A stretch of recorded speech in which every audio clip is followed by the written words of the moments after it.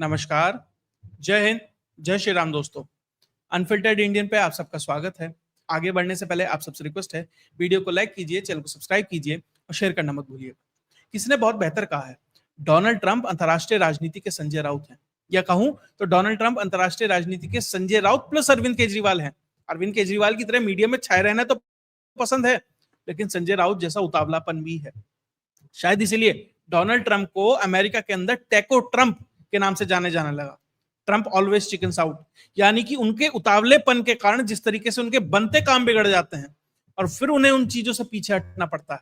इसलिए उनको के लिए एक टर्म कॉइन किया गया अमेरिका में, टेको। और कुछ ऐसा ही दिखाई दे रहा है इजराइल और ईरान के बीच में जो युद्ध चल रहा है, उसमें डोनाल्ड ट्रंप की जो नीति है, वहां पर भी कुछ टेको वाली ही नीति उनकी लगभग बनती दिखाई दे रही है। दरअसल हो क्या रहा है, इजराइल ने लगभग 7-8 दिन पहले ईरान के ऊपर हमला करा। एक कोऑर्डिनेटेड अटैक था और बहुत ही सोफिस्टिकेटेड अटैक था, एक तरीके से कह सकते हैं। पहले ही दिन में या कहें पहले ही घंटे में सारी की सारी उनकी टॉप लीडरशिप, खamenei और प्रधानमंत्री, उन सबको छोड़ दिया जाए तो लगभग एक मेजर चंक उनका उन्होंने उड़ा दिया। अब इजराइल ने इतना बड़ा एक्शन ईरान के खिलाफ लिया होगा तो निश्चित तौर पर अमेरिका की सहमति के बगैर तो नहीं होगा। जो अमेरिकन एस्टेब्लिशमेंट है उसने जरूर गो हेड दिया होगा इजरायलियों को, तब जाकर उन्होंने वो चीज करी होगी। लेकिन उसके बाद इजराइल ने सोचा कि जैसे ही अटैक होंगे, लीडरशिप खत्म हो जाएगी, तो ईरान कहीं ना कहीं एक तरीके से बैकफुट पर आ जाएगा। पहले 2-3 दिन लगा भी ईरान बैकफुट पर है, लेकिन उसके बाद जिस तरीके से ईरान धीरे धीरे रिटेलिएट कर रहा है और इजराइल के लिए स्थितियां अब खराब होती जा रही हैं, तो अब इजराइल के लिए ज्यादा जरूरी है कि अमेरिका पीछे बैकअप के लिए आए। सिर्फ ये नहीं कि जा चढ़ जा, मैं तेरे पीछे हूं, लेकिन पीछे होना भी जरूरी है। क्योंकि जो पहले दिन दूसरे दिन ईरानियन स्ट्राइक्स हो रही थी इजराइल के ऊपर, वो लगभग 90% तक वो इंटरसेप्ट कर पा रहे थे। यानी कि अगर 10 मिसाइलें आती हैं तो 9 को वो मार गिरा रहे थे, एक मिसाइल कहीं गिर रही थी। लेकिन जैसे जैसे ईरान का अटैक बढ़ता जा रहा है, कहा जा रहा है कि ईरान ने शुरू में जो अपने पुराना एम्यूनिशन था, ओल्ड एम्यूनिशन था, उसका इस्तेमाल किया। शायद उतना सोफिस्टिकेटेड, उतना बेहतर नहीं था। अब हाइपरसोनिक, बैलिस्टिक मिसाइल्स और ये सब अब आ रहे हैं, जिनके एक बेहतर गाइडेंस है, बेहतर नेविगेशन है, बेहतर स्ट्राइक रेट है। और अब स्थिति ये हो गई है कि जो 90% का इंटरसेप्शन रेट था, वो घटकर 60 से 70% का हो गया। यानी कि जहां पहले एक मिसाइल गिर रही थी, अब 3 से 4 मिसाइलें गिर रही हैं। और ध्यान दीजिएगा, इतना कॉन्सेंट्रेटेड है इजराइल कि अगर एक मिसाइल, मिसगाइडेड मिसाइल कहीं भी गिरेगी, वो कहीं ना कहीं चोट तो करेगी। हमने देखा हॉस्पिटल के ऊपर गिरी, हाइफा के ऊपर गिर रही है, तेल अवीव में गिर गई है, और हंड्रेड्स ऑफ वहां पर एक तरीके से इंजर्ड हो रहे हैं लोग। ये दिक्कत इजराइल के अंदर आ रही है। साथ ही जो उनके इंटरसेप्टर्स हैं, आयरन डोम के और एरो के और इन सब के, वो धीरे धीरे डिप्लीट होते जा रहे हैं। ईरान यही कर रहा है, अपनी स्ट्राइक्स के माध्यम से सैचुरेट कर रहा है इजराइल को। अब इजराइल को अमेरिका की ज्यादा जरूरत है। उसी दौरान जब इजराइल को अमेरिका की सबसे ज्यादा जरूरत है, क्योंकि अब इजराइल पीछे नहीं हट सकता। अगर वो पीछे हटता है, बेंजामिन नेतन्याहू पीछे हटता है, तो उसके लिए ना सिर्फ राजनीतिक तौर पर बल्कि मिलिट्रीली इजराइल के लिए एक बहुत बड़ा सेटबैक होगा। जो इजराइल ये कह रहा था कि मैं सबसे ताकतवर हूं पूरे मिडिल ईस्ट में, जिसके भरोसे बाकी सारी गल्फ कंट्रीज ईरान के खिलाफ खड़ी थी। ध्यान दीजिएगा, जब इजराइल के ऊपर हमला होता है तो जॉर्डन उसे इंटरसेप्ट करता है। जब इजरायली फाइटर प्लेन जाते हैं तो जॉर्डन, सऊदी और इन सब के एयर स्पेस से होकर ईरान के ऊपर जाते हैं। तो कुल मिलाकर इन लोगों के लिए भी एक बड़ा झटका है। तो इजराइल को अब अमेरिका की सबसे ज्यादा जरूरत है। तब अमेरिका के राष्ट्रपति डोनाल्ड ट्रंप कहते हैं कि 14 दिन दे दीजिए, 14 दिन में मैं तय करूंगा कि मुझे ईरान के खिलाफ इस युद्ध में उतरना है कि नहीं उतरना है। जो उनकी प्रेस सेक्रेटरी हैं कैरोलिना लेविट, उन्होंने कहा कि डोनाल्ड ट्रंप ने कहा कि 14 दिन रुक जाइए, तब मैं तय करूंगा। दरअसल क्या हो रहा है 14 दिन? क्या 14 दिन इजराइल टिक भी पाएगा जिस तरीके से ईरान हमले कर रहा है? और अगर इस दौरान 14 दिन का एक विंडो ईरान को मिल जाता है तो निश्चित तौर पर ईरान जो उसका संवर्धित यूरेनियम है, क्या उसे जहां अभी है वहां से हटा नहीं लेगा? क्या जो इंटेलिजेंस है इजराइल के पास कि भैया फला फला जगह उनका फला फला सामान रखा है, क्या वो बहुत सारा मूवमेंट नहीं हो जाएगा ईरान के अंदर? क्या ईरान जो गलतियां करता आ रहा था, इंटेलिजेंस फेलियर जो हो रही थी, क्या उसे बेहतर नहीं कर देगा 14 दिन के अंदर? क्या 14 दिन के अंदर रशिया और चाइना की तरफ से उसे मदद नहीं मिल जाएगी? ये सब चीजें क्या समझ नहीं रहा अमेरिका और इजराइल? निश्चित तौर पर समझ रहे हैं, लेकिन अमेरिका अपने बहुत सारे ऑप्शंस वे इन कर रहा है। दरअसल डोनाल्ड ट्रंप युद्ध में नहीं जाना चाहते। डोनाल्ड ट्रंप एक व्यापारी आदमी है, वो कभी भी युद्ध में नहीं जाना चाहता है। लेकिन ज्यूइश लॉबी इतनी मजबूत है अमेरिका के अंदर, उसके लिए मजबूरी है, अपना एग्जिस्टेंशियल थ्रेट है ईरान एक तरीके से इजराइल के लिए। क्योंकि जिस तरीके से ईरान की स्टेटेड पॉलिसी है कि जिस दिन भी हम एक वेपन बना लेंगे तो उसका इस्तेमाल हम इसराइल के ऊपर करेंगे। तो इसराइल को ये जरूरी है कि जो वो यूरेनियम का संवर्धन है 90% पहुंच जाए, उससे पहले ईरान को उन्हें न्यूट्रलाइज करना है, उस पूरे प्रोग्राम को खत्म करना है। लेकिन डोनाल्ड ट्रंप चाहते हैं कि बीच का कोई रास्ता हो। डोनाल्ड ट्रंप ने ही अपनी पूरी की पूरी जो इलेक्शन कैंपेन था किस चीज के ऊपर लड़ा कि भैया मैं युद्ध रुकवाऊंगा। उन्होंने तो ये भी कहा कि मैं 2 हफ्ते के अंदर यूक्रेन का युद्ध रुकवा दूंगा। अलग बात है नहीं रुकवा पाए, लेकिन उसका प्रयास यह है कि वो युद्ध में ना जाए। लेकिन ज्यूश लॉबी इतनी मजबूत है, बाकायदा एक महिला के लिए कहा जाता है, एक महिला ने तो $500 मिलियन तक ट्रंप को दिया था इलेक्शन कैंपेन के दौरान। ज्यूश महिला थी कि आपको ईरान के चैप्टर को क्लोज करना है उसके लिए। तो उस ज्यूश लॉबी ने कहीं ना कहीं मजबूर किया है, या कहिए उस तरीके से सर्कमस्टांसेस बिल्ड हुए हैं कि डोनाल्ड ट्रंप को मजबूरन ये ग्रीन फ्लैग देना पड़ा कि ठीक है आप ईरान के ऊपर जाइए। लेकिन अब डोनाल्ड ट्रंप कोई भी ये लगा, इसराइल को भी ये लगा, क्योंकि हमने पहले दिन लीडरशिप को निपटा दिया है, खत्म कर दिया है, शायद खमैनी को भी बहुत जल्दी निपटा देंगे। तो और ये बहुत 1-2 दिन 4 दिन का काम है और काम निपट जाएगा। लेकिन जिस तरीके से अब दिखाई दे रहा है कि ईरान को शायद उतना बड़ा झटका नहीं लगा है, या उतनी तेजी से वो नहीं गिर रहा है। जिस रिजीम चेंज की बात कर रहे थे उन्हें ये लगा था कि अटैक होगा, लीडरशिप मर जाएगी, सिस्टम पे से कंट्रोल हट जाएगा और एकदम से रिवॉल्यूशन खड़ा होगा ईरान के अंदर से, और भैया फिर देखिए इसराइल के लिए तो बहुत इजी हो जाएगा, रिजीम चेंज भी हो जाएगा, न्यूक्लियर प्रोग्राम भी उनके हाथ में आ जाएगा, सारा यूरेनियम वहां से उठाएंगे और कहीं और पहुंचा देंगे। लेकिन वो नहीं हो पाया। अब अमेरिका उस बदले हुए इक्वेशन में अपनी इक्वेशंस को सुधार रहा है, उसको वे इन कर रहा है। सबसे पहली बात, उसे ये डर है कि कहीं ईरान के अंदर भी यूक्रेन वाली स्थिति ना हो जाए, उस तरीके से पैर ना फंस जाए। और अगर 2 युद्ध में अमेरिका उलझ जाता है, यूक्रेन के अंदर प्लस ईरान के अंदर, तो इस दौरान क्या चाइना ताइवान के अंदर कोई मिस एडवेंचर ना कर दे। उसे ये डर है, वो चाहता है कि जब भी अमेरिका इस पूरे के पूरे एक्शन में उतरे तो एक स्विफ्ट एक्शन हो, फटाफट 2-4-5 दिन का, 48 घंटे 72 घंटे के अंदर वो पूरा का पूरा जो उनका एम है कि रिजीम चेंज हो, खामेनाई हो, या फिर वो न्यूक्लियर प्रोग्राम हो, उसे निपटाना है। क्योंकि वो यूक्रेन की तरह यहां फंसना नहीं चाहते। अगर 2 युद्धों में अमेरिका फंस गया तो सबसे पहली बात तो डोनाल्ड ट्रंप इसी चुनावी वायदे पे आए थे कि मैं युद्ध नहीं लड़ूंगा।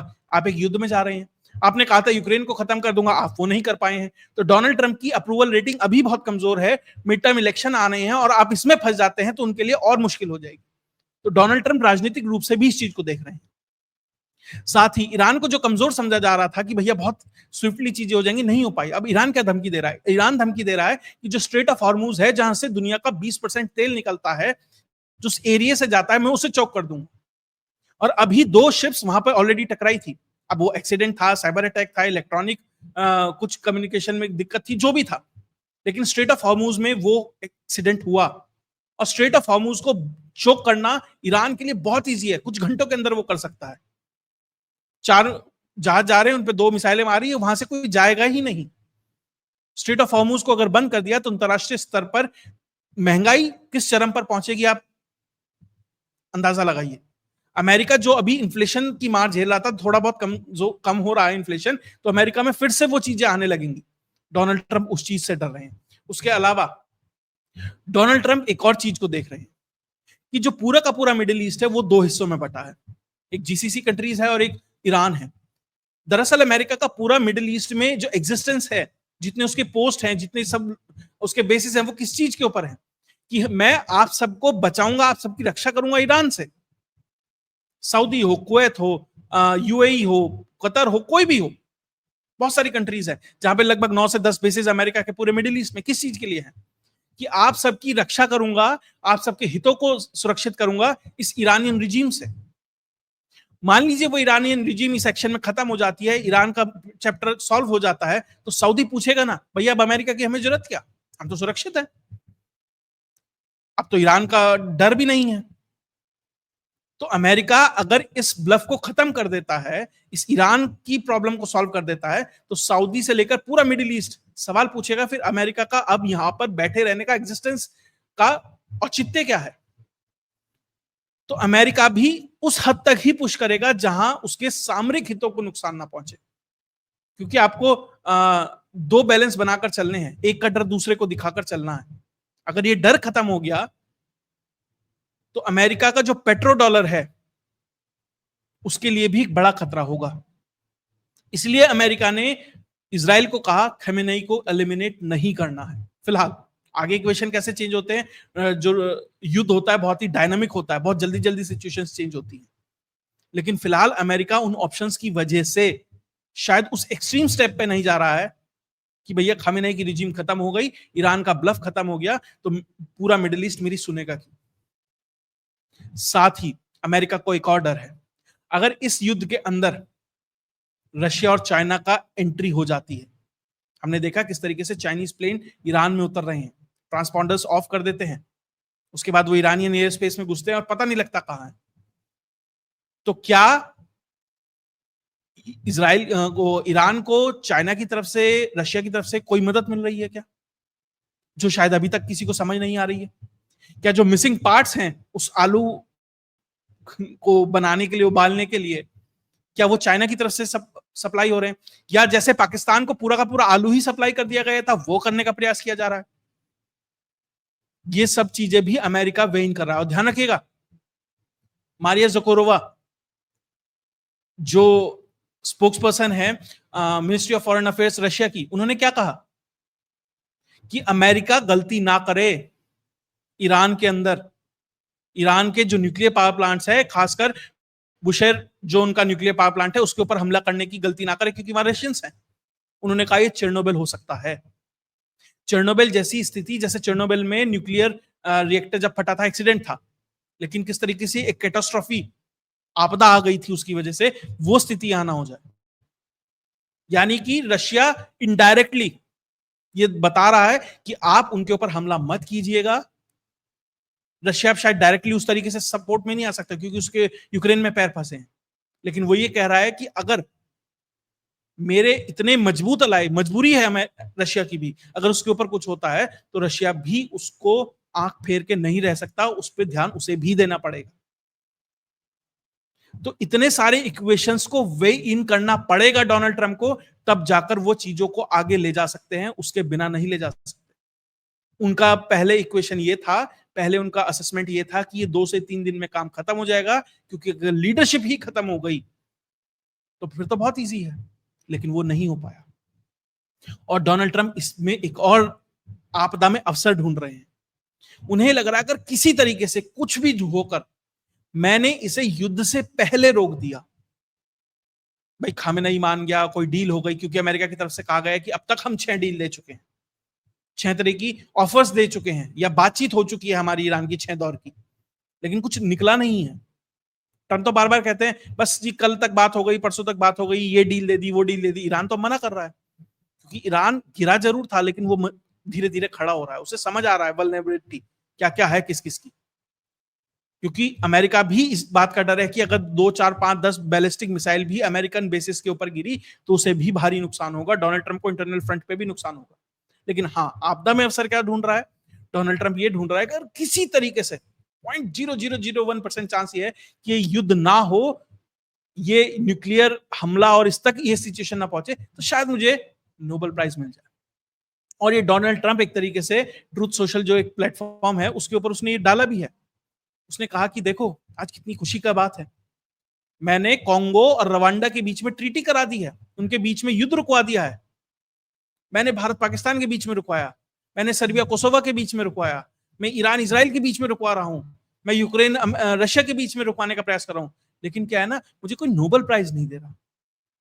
जो नोबेल प्राइज की ललक है ना डोनाल्ड ट्रंप के मन में, उसकी वजह से ये शायद 14 दिन का एक ब्रेक लेने का प्रयास है, कहीं से कोई अपॉर्चुनिटी ऐसी मिल जाए कि ये युद्ध रुक जाए, कहीं से कुछ हो जाए।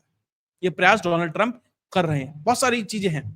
दरअसल क्या है ना, डोनाल्ड ट्रंप बहुत अमीर व्यक्ति भी रहे, एंटरटेनमेंट के नाम पर बहुत मशहूर व्यक्ति भी रहे, राष्ट्रपति भी बन गए, लेकिन जिस तरीके से एक एक्सेप्टेबिलिटी होनी चाहिए समाज के अंदर, शायद वो अभी वो लैग कर रहे हैं। उन्हें लग रहा है कि अगर नोबेल प्राइज मिल गया तो एक एक्सेप्टेबिलिटी मिल जाएगी उस अंतरराष्ट्रीय स्तर पर, वो उसके लिए जो नोबेल प्राइज है वो इस व्यक्ति को चाहिए। अगर इन सब चीजों को देखें तो अमेरिका शायद ये 14 दिन इसलिए चाहता है क्योंकि वो इतने सारे टर्म्स एंड कंडीशंस है, इतनी सारी क्वेश्चंस हैं, उसे पहले वे इन कर लेना चाहता है कि जब ये सब चीजें हो, हाथ में हो, कंट्रोल हो, तब जाकर इसमें कूदा जाए। इसलिए अमेरिका हो, अमेरिकन स्टेब्लिशमेंट हो, अभी थोड़ा सा रुका हुआ है। और ध्यान दीजिएगा पिछले 2-3 दिन में उतनी गोलाबारी नहीं हो रही है दोनों तरफ से, दोनों पक्ष अपने आप को संभालने में लगे हैं। इसराइल भी संभालने में लगा है क्योंकि उसके पास इंटरसेप्टर्स की कमी है, उसका कंसंट्रेटेड पॉपुलेशन है, हो सकता है कि वो इंटेलिजेंस के तौर पर और बहुत सारी चीजें इकट्ठा करना चाहता हूं। ईरान के ऊपर भी जो नुकसान हुआ है उसे भी वो एक तरीके से संभाल लेना चाहता है। तो दोनों पक्ष, ईरान ने कल मिसाइलें दागी, इसराइल में गिरी भी, उसमें लोग चोटिल भी हुए, सब कुछ है, लेकिन जो इंटेंसिटी पहले 2 दिन में थी वो अभी नहीं दिखाई दे रही। उसमें एक और इक्वेशन है और एक और चीज है जिसका ध्यान रखिएगा, सरप्राइज एलिमेंट। डोनाल्ड ट्रंप था ना, कह रहा था, अभी बातचीत चल रही है जी, पहली बात अभी ईरान से बात कर रहे हैं, इतने दौर की बात, उतने दौर की बात, 60 दिन दे दिए, फला दिन दे दिए, अचानक से सरप्राइज होता है और इजराइल हमला कर देता है। इन सबसे अलग एक और चीज है, वो ये है कि शायद डोनाल्ड ट्रंप ध्यान कहीं और भटकाकर कुछ और करना चाह रहा है। ये भी संभावना है कि ये सब चीजें पूरा का पूरा दिखाकर कि 14 दिन है, अभी मैं सोच रहा हूं, मुझे ये डर है, वो डर है, रशिया ना जाए, ये सब चीजें फ्लोट करके हो सकता है कि सरप्राइज एलिमेंट के साथ ईरान के ऊपर हमला कर दिया जाए। ये संभावना भी पूर्ण रूप से बनी हुई है और इस बार ईरान भी इसे बेहतर तरीके से समझ रहा है।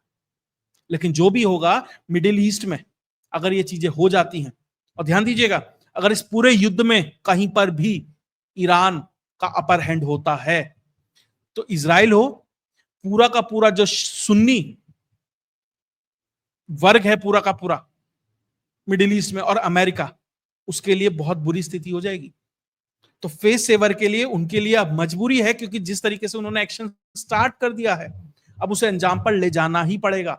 अब बेंजामिन नेतन्याहू कह रहे हैं कि भैया मैं तो इतना बिजी हूं, मेरे बेटे की शादी 2-2 बार टल गई है, मेरी बीवी बड़ी परेशान है, सब कुछ है। अब उन्हें इसे एक अंजाम तक, एक क्लोजर तक ले जाना पड़ेगा। अगर यहां से पीछे हटते हैं, अगर इसे बीच में मझधार में छोड़ते हैं, तो अमेरिका के लिए आगे एक वर्ल्ड पावर के तौर पर अपने आप को प्रोजेक्ट करना मुश्किल हो जाएगा। क्योंकि अफगानिस्तान हो, वियतनाम हो, आपका इराक हो, यूक्रेन हो, हर जगह जिस तरीके से बीच में से अमेरिका भागा है, इसराइल को शायद यही डर है। लेकिन इजरायली लॉबी इतनी मजबूत है अमेरिका के अंदर, वो कहीं ना कहीं इसे क्लोजर तक ले जाने का प्रयास करेगी, क्योंकि जो स्टेटेड पॉलिसी है ईरान की, अगर वो उसमें कामयाब हो जाता है, अभी एनरिचमेंट कहा जा रहा है कि 60% तक पहुंच गया है, अगर वो 90 तक पहुंच जाता है, बहुत सारे लोग तर्क दे रहे हैं भैया 90 तक नहीं पहुंचा, परमाणु बम का कोई उनके पास सबूत नहीं है, तो आपने अटैक क्यों कर दिया। सवाल यह है कि जब बिजली 9 से 10% के एनरिचमेंट पे बन जाती है, तो आप 60% क्यों कर रहे हैं। इसका मतलब आपका टारगेट है 90 तक पहुंचने का, इसका मतलब आपका टारगेट है कुछ बनाने का, और उसके बाद आप क्या कहां इस्तेमाल करने हैं वो सबको पता है। तो इसराइल ने यही तर्क देते हुए उसके ऊपर हमला किया है। तो डायनामिक्स इतने ज्यादा उलझे हुए हैं अभी पूरे के पूरे मिडिल ईस्ट के अंदर, या कहीं भारत के हिसाब से तो वेस्ट एशिया के अंदर, कि यहां से चीजें कहां जाएंगी, कहां नहीं जा सकता। लेकिन यह निश्चित है कि यहां से जहां पर भी जाएंगी, स्थितियां बहुत बेहतर तरीके से आगे नहीं जा रही हैं। बहुत कुछ होना है। अब यह देखना है कि ईरान उसकी लीड लेगा, इजराइल लेगा, अपर हैंड किसका रहेगा। अगर इसमें रशिया और चाइना भी आ जाते हैं तो इक्वेशन और कितनी तरीके से उलझ जाती है। फिर सऊदीज के लिए और इन सब के लिए कितनी बड़ी मजबूरी हो जाएगी अपने आप को भी इसमें उतार देना। और क्या जो पुतिन कह रहे हैं कि हम वर्ल्ड वॉर 3 की तरफ बढ़ रहे हैं, क्या ये वही है। क्योंकि 3 बड़े फ्लैश पॉइंट्स हैं इस दुनिया के अंदर, Bharat Pakistan, north Korea south Korea, और इजराइल और ईरान। और ये 2 फ्लैश पॉइंट्स ऑलरेडी इग्नाइटेड हैं। भारत पाकिस्तान भी है, इजराइल ईरान भी है। तो क्या ये चीजें एस्केलेट होंगी, यहां से कहां जाएंगी, जहां पर भी जाएंगी उसका विश्लेषण हम आपके साथ लेके आते रहेंगे। अगर आपको विश्लेषण अच्छा लगा तो वीडियो को लाइक कीजिए, चैनल को सब्सक्राइब कीजिए और शेयर करना मत भूलिएगा। जय हिंद, जय भारत।